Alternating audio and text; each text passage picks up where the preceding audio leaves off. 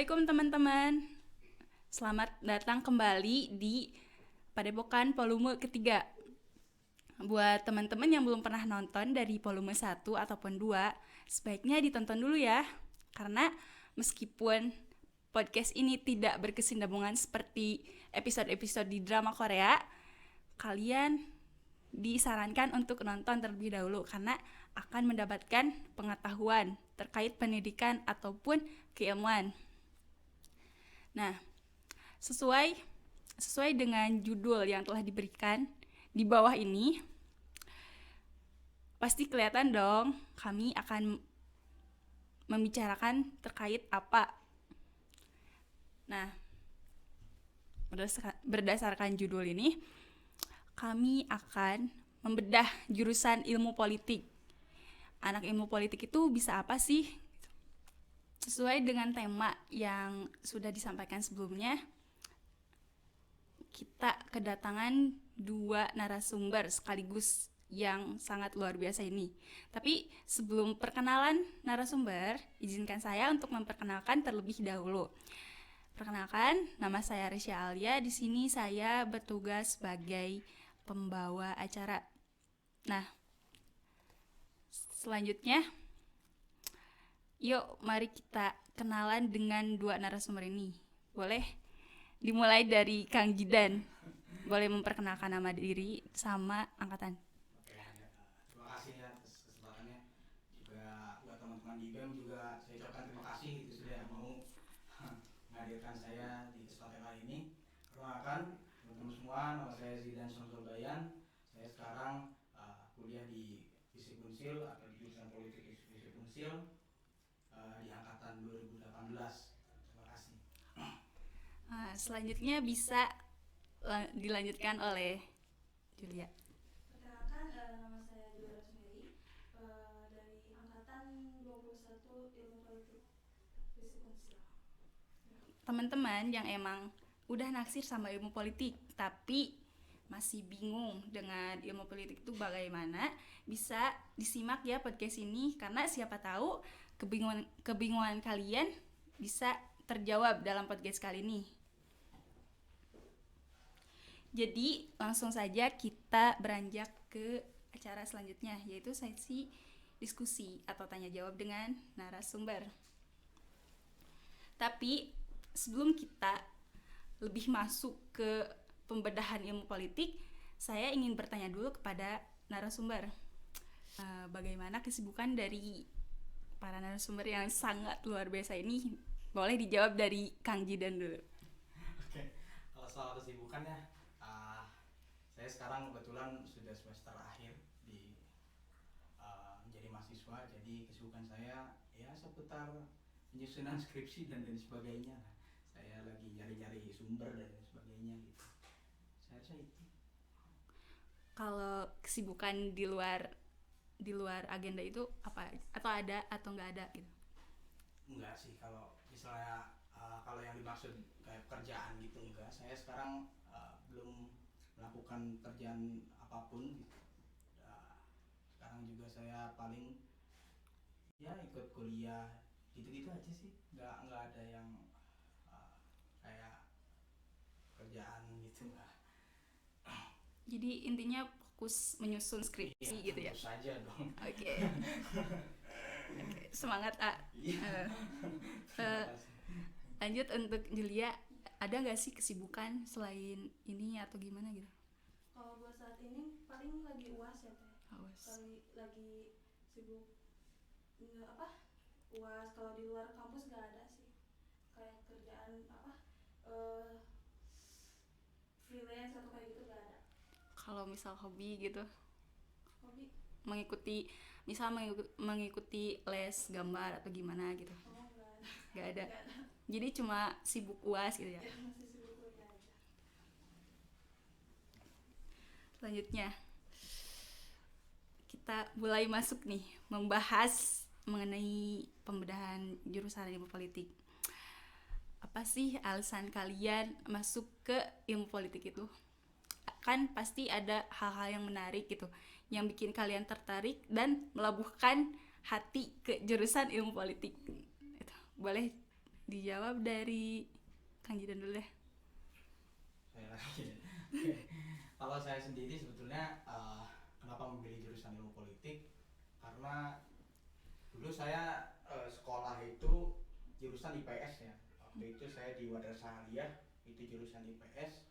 Jadi yang menjurus mungkin yang sesuai dengan basic saya tadinya, salah satu mungkin rumpun ilmu sosial juga kan ilmu politik. Jadi saya pilih saja ilmu politik gitu.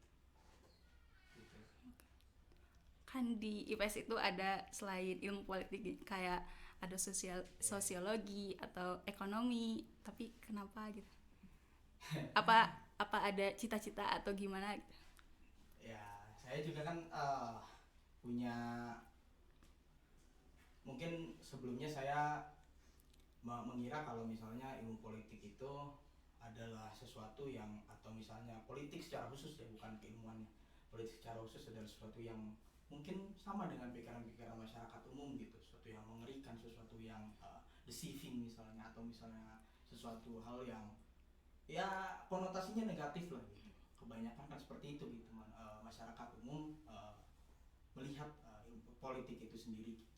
Makanya saya ingin betul-betul melihat secara langsung gitu, atau misalnya merasakan secara langsung dan belajar secara langsung sebetulnya apakah pemikiran saya tersebut atau pandangan saya terhadap politik tersebut itu sesuai dengan apa yang akan saya pelajari gitu. Jadi kan istilahnya saya membuktikan tadi pandangan saya tadi gitu kan. Gitu. Jadi gak cuma percaya rumor gitu, tapi gitu. kita langsung gitu ya. Iya dong. Tabayun. Iya.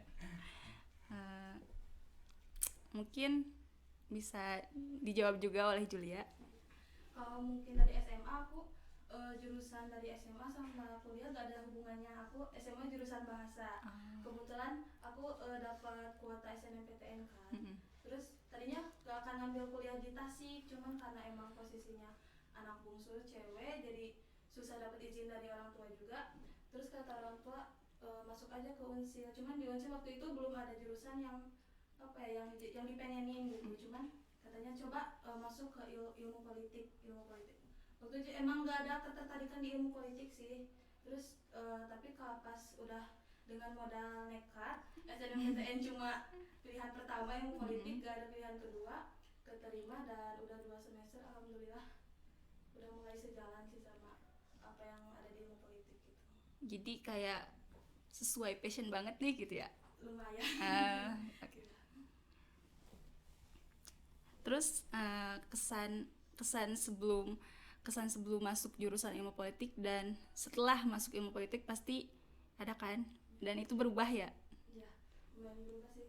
Banyak yang bilang kan, teman-teman juga pada bilang kok masuk ilpol sih, katanya apa ya biasa calon koruptor terus kayak gitu, biasa-biasa. Memang pas udah masuk kok gak seburuk itu gitu, asik dari cuttingnya, apa sih mata kuliahnya, kampusnya juga gitu, gak seburuk yang orang lain pikir lah gitu. Jadi emang anak ilmu politik itu dapat selalu dapat stigma kalau masuk ilmu politik ya jadi koruptor lah gitu ya. Kalau menanggapi hal tersebut nih, kamu gimana?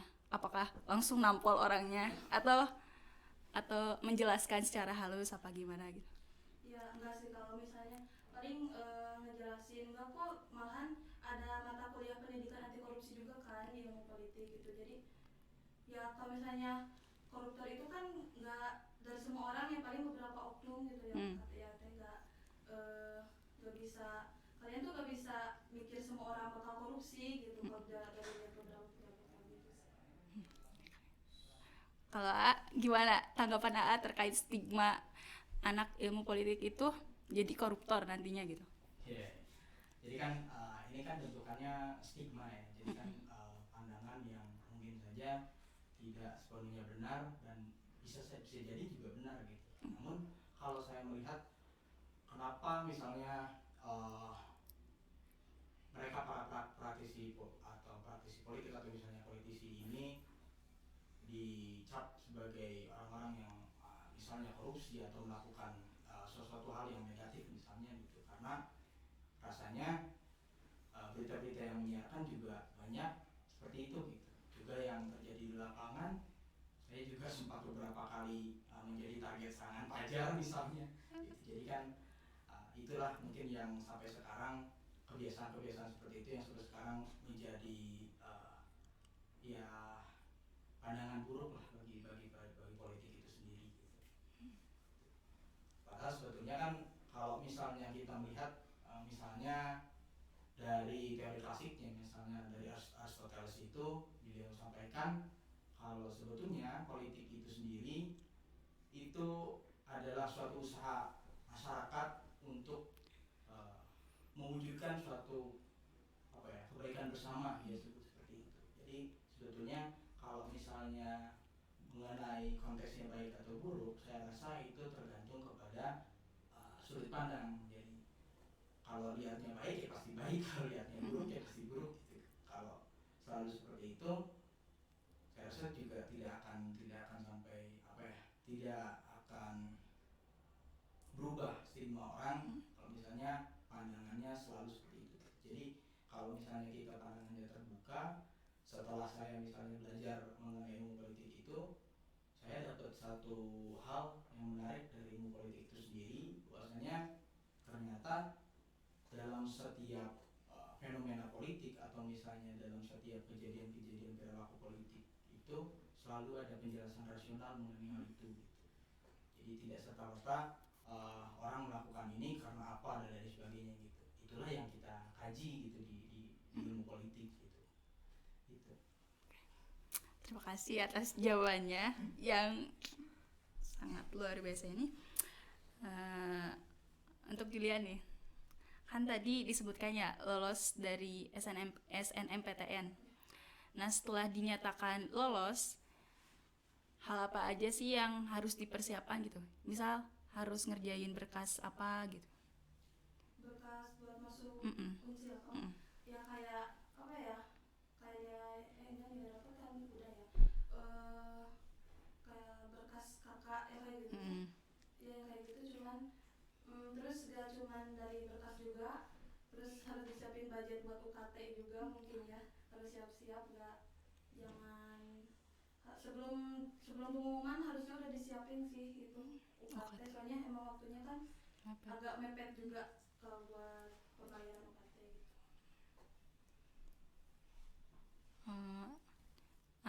Terkait itu ada gak sih tips biar kita lolos SNM gitu?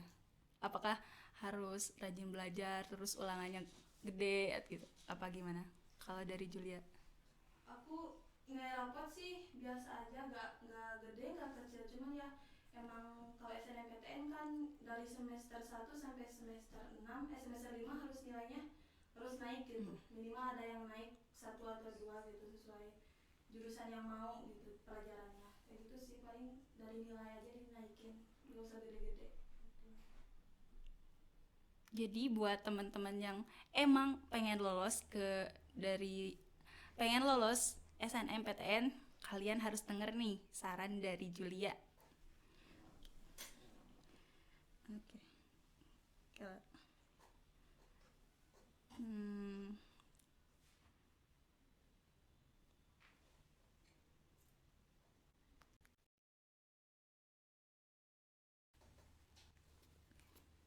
Terus selanjutnya kita mau ngomongin cita-cita.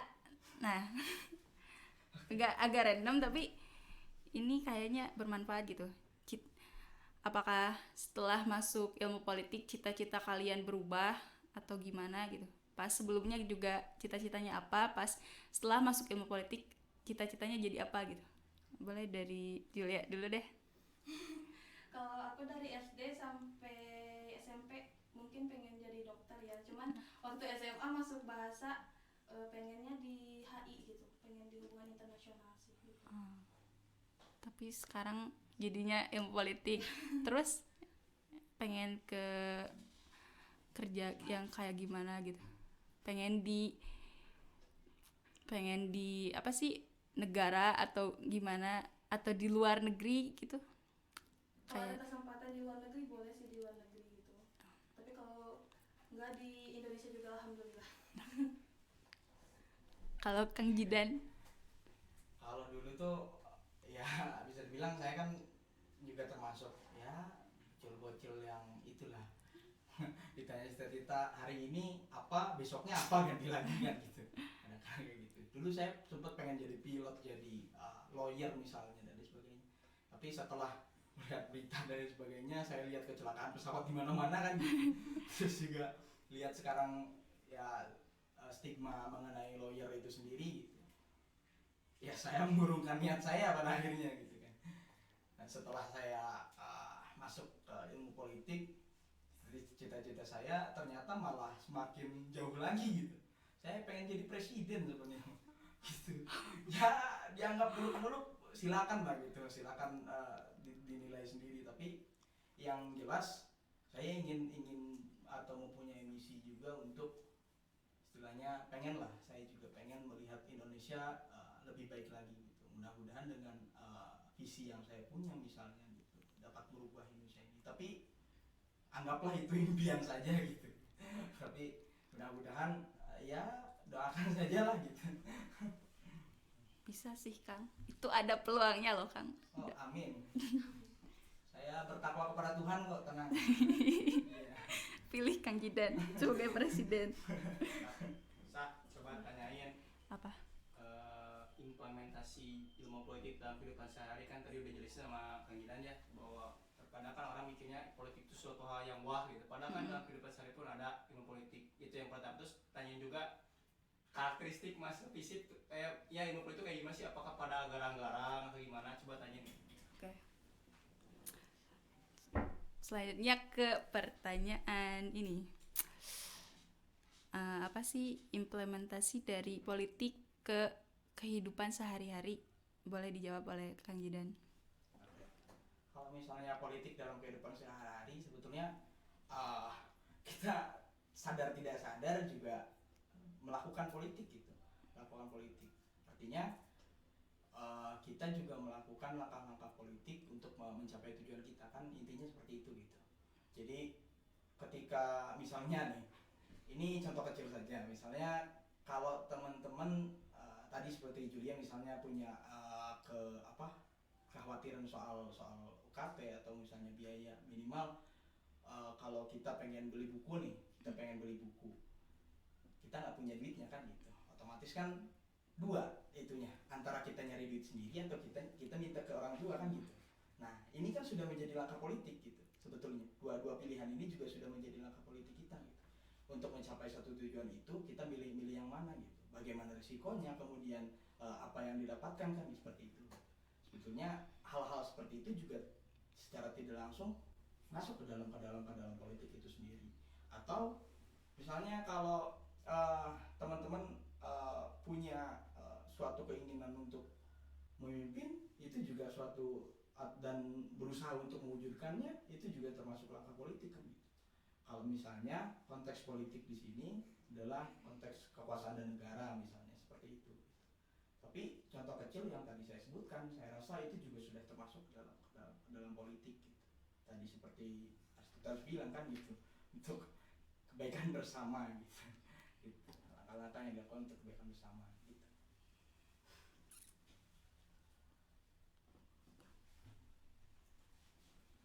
Nah tadi Terus tanyain juga karakteristik dari pandangan Juliawati sama mahasiswa FISIP. mahasiswa Ilmu politik. Itu bagaimana sih gitu karakteristiknya? Dari Juliawati dulu ya. Oke. Juliaras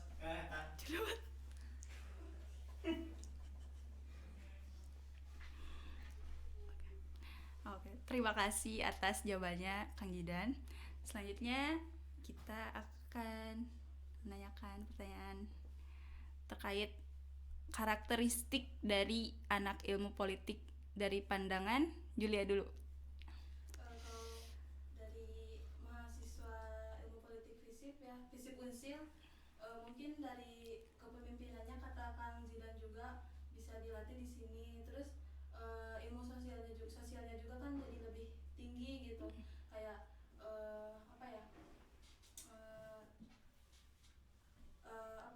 kalau ya sosial dan kehidupan sehari-hari kayak lebih bisa lebih mengimplementasikan. ya kayak gitu sih kalau menurut aku. Mungkin Kang Jiran bisa nambahin. Oke. Kalau menurut saya ya masalah karakteristik atau anggaplah ciri khusus atau ciri khas dari mahasiswa ilmu politik kan ya. Beberapa kali saya tuh sempat mendengar dari senior-senior saya misalnya atau ya kakak tingkat saya, lalu gimana sih lu mahasiswa ilmu politik, apa sih bedanya sama mahasiswa ilmu atau mahasiswa jurusan lain gitu. Makan, tidur, berjalan apapun dia berpolitik. Ketika sedang melakukan apapun dia berpikir gitu. Jadi mahasiswa ilmu politik itu tidak pernah berhenti berpikir gitu. Jadi mesti selalu kritis gitu. Seperti dulu saya pernah melakukan studi banding itu dengan salah satu jurusan ilmu politik juga di Jawa Tengah, dan yang selalu mereka waktu itu kita berbicara mengenai kaderisasi, apa yang menjadi tolak ukur atau misalnya apa yang menjadi harus ditingkatkan gitu mengenai mahasiswa fisik itu sendiri atau mahasiswa ilmu politik mahasiswa ilmu politik. Dia bilang setiap pekerjaan atau misalnya setiap program kerja yang kita lakukan itu untuk meningkatkan kritis tadi gitu, nalar kritis tadi gitu dari mahasiswa ilmu politik. Jadi kalau setiap ada kejadian atau setiap ada hal-hal yang terjadi di masyarakat itu kita mesti berpikir gitu, kenapa terjadi atau misalnya mengapa terjadi di sini gitu, siapa yang membuat itu bisa terjadi gitu. Harus selalu berpikir seperti itu gitu Pak. Kalau yang saya rasakan gitu dan yang saya lihat di sekitar saya mahasiswa ilmu politik seperti itu, selalu mempunyai pertanyaan atas segala hal gitu.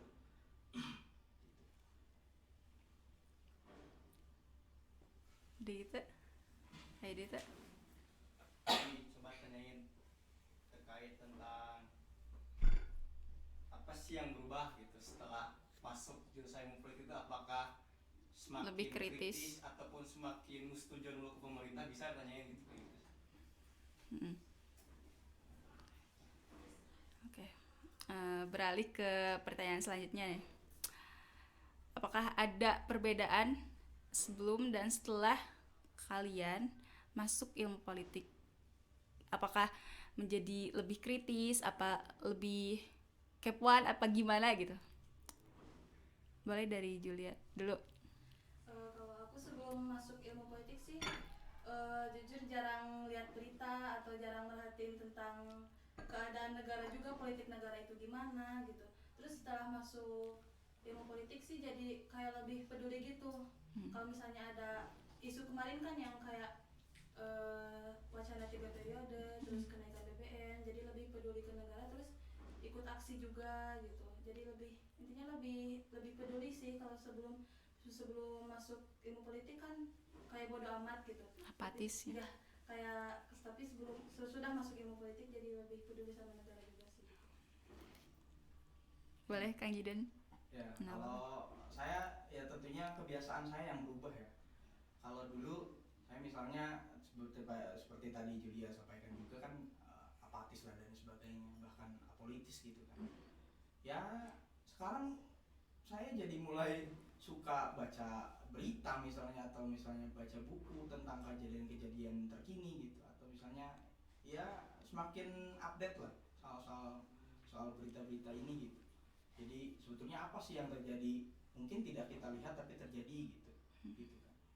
Dan saya juga semakin penasaran misalnya dengan konsep kekuasaan atau misalnya hal-hal berbau politik lainnya gitu kan, soal bagaimana sebetulnya seorang manusia bisa memperoleh kekuasaan sedangkan yang lain tidak gitu. Langkah-langkahnya seperti apa, atau misalnya mereka yang sudah punya jabatan tapi tidak berkuasa misalnya, seperti itu. Jadi saya semakin penasaran gitu dengan hal-hal seperti itu gitu. Jadi lebih peduli pada politik itu ya? Ya tentu. Ya kalau misalnya nggak seperti itu, saya rasa gagal dong. Saya belajar politik atau ilmu politik lama-lama di sini ngapain? Ya. Kalau misalnya dalam kehidupan nyata kita tidak memperhatikan hal-hal politik gitu, hal berbau politik gitu. Kan ilmu yang kita punya pengen bermanfaat kan semuanya juga kayak begitu.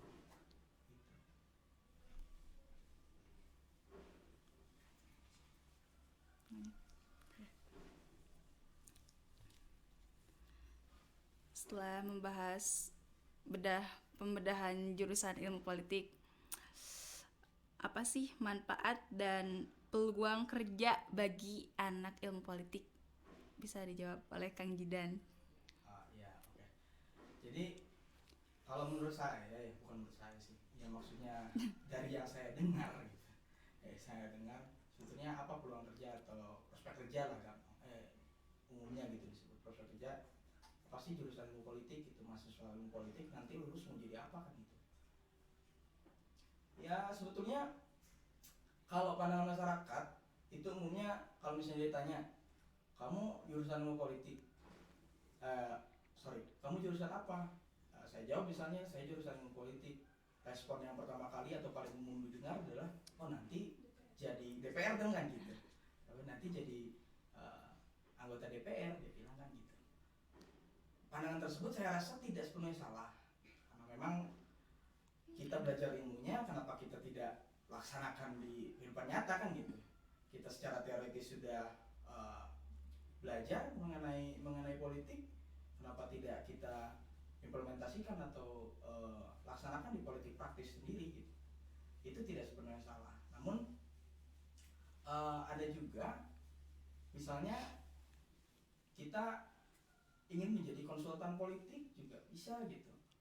Terus kalau misalnya kita bekerja di institusi pemerintah misalnya juga bisa gitu, masuk ke dalam birokrasi kita bisa. Terus kalau ada juga peluang biasanya jadi humas ya, jadi public relation gitu, jadi di bidang humas gitu, itu juga bisa gitu. Jadi banyak sebetulnya peluang-peluang kerja dari jurusan ilmu politik ini, namun memang tidak se menjurus mungkin, tidak menjurus seperti jurusan-jurusan lain, seperti misalnya kalau di jurusan akuntansi mungkin jadi akuntan kan gitu. Tapi kalau di kita tidak serta-merta mesti jadi politikus gitu. Jadi pengamat politik pun tidak berarti jadi politikus dan mengikuti politik praktis kan gitu. Gitu. Boleh nanyain ke Julia ya terkait dosennya atau misalkan pertemanan setelah jurusan ilmu itu gimana sih? Apakah nongkrong tuh suka ngomongin pemerintah atau gimana gitu? Oke. Selanjutnya kita beralih ke Julia.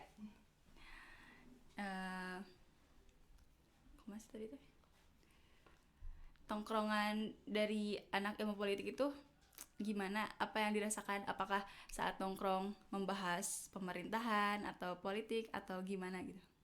Kalau buat nongkrong nggak setiap nongkrong ngomongin politik sih ya, paling kalau lagi ada isu-isu hangat gitu paling yang ngobrolin ini gini, terus kayak wah sudah ini gini lah gitu kayak gitu. Terus kalau misalnya dari pertemanan di ilmu politik juga ya, kalau misalnya circle itu kan ada ya teh, cuman kalau angkatan aku sendiri sih setiap circle-nya itu nggak nggak kayak sendiri-sendiri gitu. Jadi Bareng-bareng. ya circle ini sama circle ini tuh bareng-bareng gitu mau kemana-mana juga, cuman emang mungkin teman paling dekatnya ya itu lagi gitu.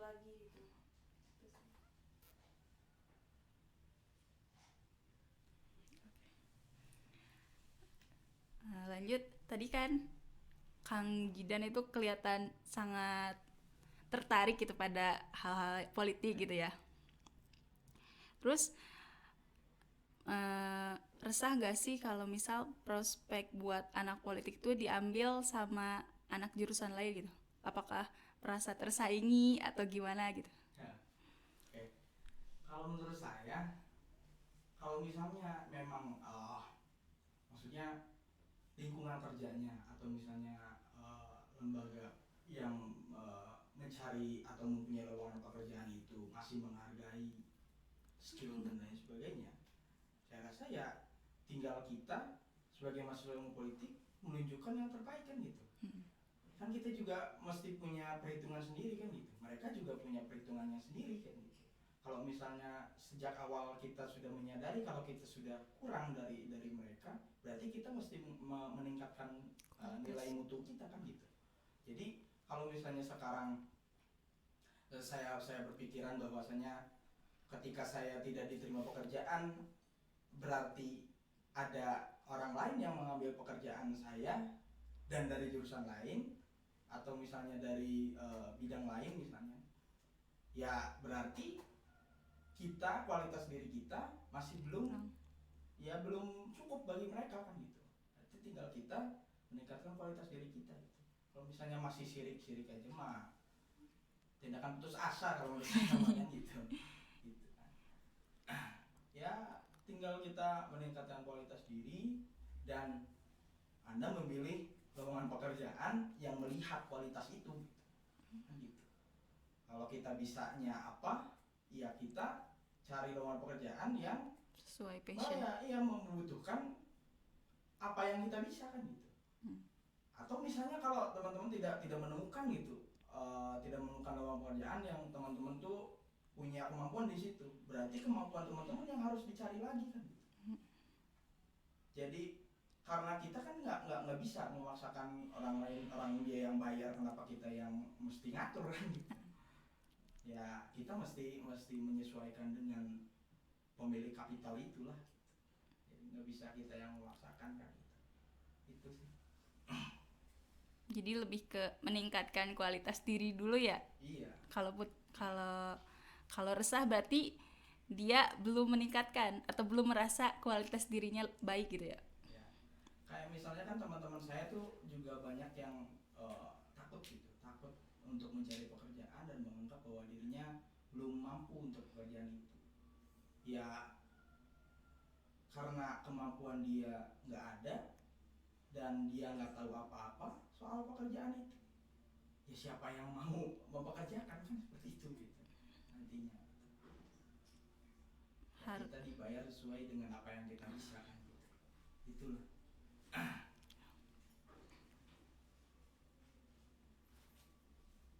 Coba nanyain ke Julia kultur kuliah itu dan sekolah apa sih, terus kan kalau misalkan sekolah ya kita masih main-main, perbedaan saat kuliah sama sekolah. Enggak, jangan nanya perbedaan tapi kultur aja jelasinnya, jangan perbedaan tapi kultur. Kultur shock. Bisa nanya kultur juga shock.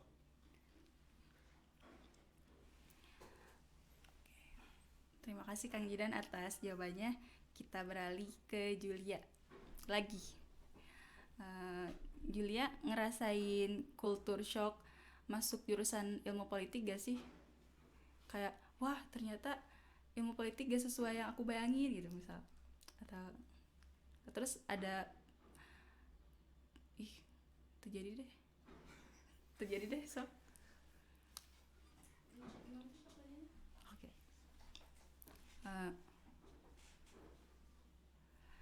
Julia ngerasa ada kultur shock gak sih masuk jurusan ilmu politik? Jadi apakah ada yang bikin kaget gitu di ilmu politik atau gimana gitu? Mungkin kalau bikin kaget secara pembelajarannya sih gak ada ya teh, misalnya mata kuliahnya. Cuman kayak sekarang kan kadang hybrid gitu, online terus offline, terus online itu kadang ada yang kuliah malam gitu kan teh, misalnya sampai jam 10 gitu ada. Terus kalau kan di SMA gak ada ya, paling sampai sore paling asar. Ya itu sih yang bikin kagetnya, oh kuliah ternyata sampai sore bisa sampai malam juga gitu.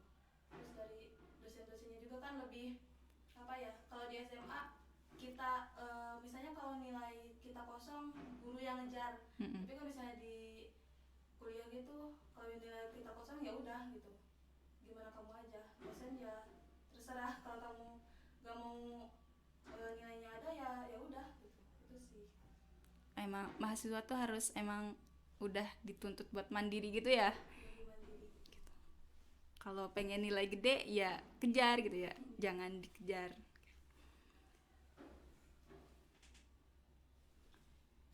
Panas bisa. Naon? Panas.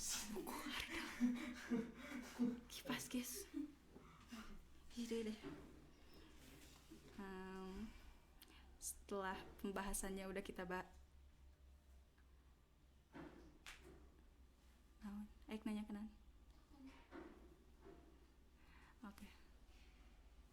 setelah pembahasannya udah kita bahas nih, bagaimana sih cara menjadi seorang ilmu politik yang baik? Boleh dijawab keduanya? Boleh siapa aja duluan? Julia dulu lah. Kang Jidan aja yang jawab. Maksudnya bagaimana sih jadi mahasiswa ilmu politik yang baik gitu? Kalau saya yang ngomong kayaknya gimana ya? Karena saya juga merasa saya belum menjadi mahasiswa ilmu politik yang baik gitu kan. Tapi setidaknya saya punya gambaran lah, atau idealnya misalnya seperti apa sih mahasiswa ilmu politik gitu yang baik, ya yang tadi gitu, yang kritis, yang kemudian mempunyai jiwa kepemimpinan misalnya, atau kemudian juga mereka mahasiswa ilmu politik yang punya kepekaan terhadap isu-isu terkini misalnya, atau isu-isu yang sedang menyeruak sekarang gitu. Jadi apatis, tidak ada kata apatis gitu bagi mahasiswa ilmu politik gitu, yang baik. Meskipun kadang-kadang saya juga ya sebagai manusia biasa gitu, nggak selalu punya ketertarikan atas segala hal gitu. Ada nih anak SMA yang mau melanjutkan perkuliahan itu bingung gitu, harus milih jurusan kemana gitu. Nah, ada gak sih motivasi yang mau disampaikan dari Kang Jidan atau Julia kepada anak-anak yang masih bingung untuk memilih jurusan? Ya, Julia nih yang baru lulus kemarin kan, iya. Terus saya mau udah lapuk saya. Gitu. Kalau dari aku sih kayak aku tadi kan, aku juga awalnya emang agak bingung gitu, emang gak tertarik di jurusan ilmu politik juga. Cuman ya intinya jangan dibawa pusing lah. Kalau misalnya udah emang pengen di ilmu politik, jangan, dan ngerasa salah jurusan, jangan ngerasa pusing, jalanin aja gitu. Soalnya kan nanti juga pasti bakal pelan-pelan bakal terbiasa juga sama budaya, terus sama apa yang ada di ilmu politik visip unsil juga gitu. Itu sih kalau. Boleh dilanjutkan oleh Kang Jidan. Kalau untuk saya untuk teman-teman yang mungkin masih kebingungan memilih jurusan, ya intinya di ilmu politik itu seru ya, pembelajaran yang kita dapatkan juga seru. Kemudian juga khususnya di visip unsil sendiri, atau di jurusan ilmu politik visip unsil sendiri, itu sudah mempunyai dosen-dosen yang mumpuni dalam bidangnya masing-masing. Ada yang mungkin concern terhadap gender, ada yang concern terhadap isu-isu politik global dan lain sebagainya gitu. Dan para dosen ini sudah juga siap untuk memberikan yang terbaik bagi teman-teman semua gitu. Jadi jangan ragu untuk memilih visip unsil gitu, atau ilmu politik visip unsil gitu, karena saya jamin itu sesuai dengan, sepadan dengan waktu yang Anda keluarkan. Benar. Jangan ragu pilih ilmu politik ya. Oke. Selanjutnya mari kita beralih ke closing statement dari masing-masing narasumber. Boleh? Oh, dari Kang Jidan dulu. Ya, kalau dari saya sih mungkin saya punya harapan lah untuk para siswa yang nanti ingin menjadi mahasiswa. Silahkan pilih jurusan yang teman-teman mungkin minati gitu. Tapi saya tentu saja berharap Anda bergabung bersama saya di sini kan gitu. Tapi yang penting adalah teman-teman itu mesti komitmen dengan pilihan teman-teman, kemudian juga konsisten dan juga bertanggung jawab gitu. Artinya teman-teman mesti memilih dengan tulus, ikhlas gitu. Kemudian juga mesti menjalani dengan tulus, ikhlas juga, dan nantinya menerima hasilnya pun dengan tulus dan ikhlas juga kan gitu. Apa yang teman-teman atau tuai, itulah yang apa? Kumasih kata-katanya. Ya. Apa yang kamu tuai? Jadi apa yang kamu tanam adalah apa yang kamu tuai kan gitu. Jadi kalau misalnya teman-teman sejak awal konsisten, berpegang teguh, yakin, teman-teman juga pasti akan semangat dan pertahankan semangat itu sampai akhir nanti kan gitu. Ya, usaha usaha tidak akan mengkhianati hasil, kata orang lah gitu. Benar, sepakat. Boleh Kalau lanjut. dari aku sih mungkin yang masih SMA terus yang SMA atau SMK gitu jangan kebawa dari stigma orang lain gitu. Kalau misalnya ilmu politik itu ya jelek atau kotor gitu, sebenarnya enggak kayak gitu.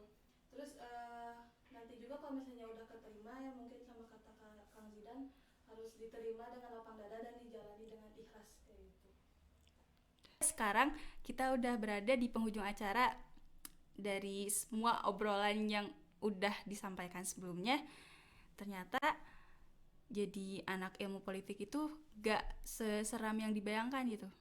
Terus terkait stigma yang menempel pada anak ilmu politik, itu dikembalikan lagi kepada individu, bukan dari jurusan yang dipilih oleh seseorang. Dan sebelum podcast ini berakhir, izinkan saya untuk membawakan salah satu pantun. Mentari senja telah tenggelam, hujan turun mulai terjatuh. Kami tutup podcast ini. Wassalamualaikum warahmatullahi wabarakatuh.